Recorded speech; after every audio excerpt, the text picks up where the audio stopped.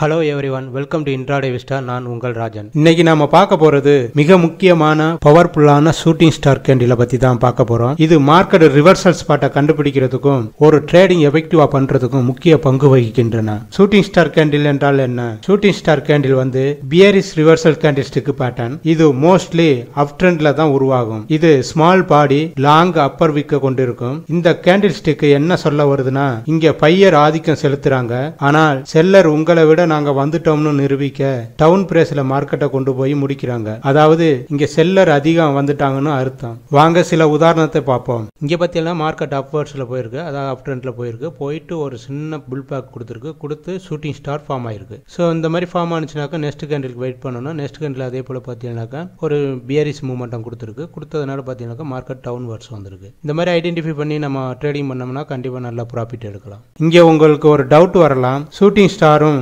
கிரேவ்ஸ்டோன் டோஜியும் ஒரே மாதிரி இருக்கு அப்படின்னு. இந்த ஷூட்டிங் ஸ்டார் கேண்டில் வந்து ஒரு கேண்டில் ஸ்டிக்ல லோயர்ல ஸ்மால் பாடி கிரியேட் ஆகிருக்கும். இந்த கிரேவ்ஸ்டோன் டோஜில வந்து சின்ன கோடு போல கிரியேட் ஆகிருக்கும். அதாவது ஓபன் பிரேஸும் க்ளோஸ் பிரேஸும் சேமா இருக்கும். ரெசிஸ்டன்ஸ் லெவல்ல இந்த ஷூட்டிங் ஸ்டாரை வச்சு ட்ரேடிங் பண்ணணும்னா 70% ஒர்க் ஆகும். அதாவது 10 ட்ரேடிங்ல 7 ட்ரேடிங் சக்சஸ் ஆகும். அதே போல இங்க ரெசிஸ்டன்ஸ் லெவல்ல இந்த கிரேவ்ஸ்டோன் டோஜியை வச்சு ட்ரேடிங் பண்ணோம்னாக்கா 50% ஒர்க் ஆகும். அதாவது 10 ட்ரேடிங்ல 5 ட்ரேடிங் சக்சஸ் ஆகும். இந்த வின்னிங் ரேஷியோ வச்சு நீங்க தெரிஞ்சுக்கிடலாம் ஷூட்டிங் ஸ்டார் எவ்வளவு பெரிய பவர்ஃபுல் கேண்டில் ஸ்டிக்னு. வாங்க இதுல சில முக்கியமான ரூல்ஸை பத்தி பார்ப்போம். ரூல் நம்பர் 1, எப்போதுமே அப் ட்ரெண்ட் மார்க்கெட்ல தான் இந்த ஷூட்டிங் ஸ்டாரை வச்சு ட்ரேடிங் பண்ண வேண்டும். இன்னும் ரெசிஸ்டன்ஸ் லெவல்ல பெஸ்ட் ரிசல்ட்டை கொடுக்கும். ரூல் நம்பர் 2, எப்போதுமே நெக்ஸ்ட் பியரிஷ் கேண்டிலுக்கு வெயிட் பண்ண வேண்டும். அந்த கேண்டில் வந்து இந்த ஷூட்டிங் ஸ்டார் பாடிக்கு கீழே உருவாக வேண்டும். Rule number 3,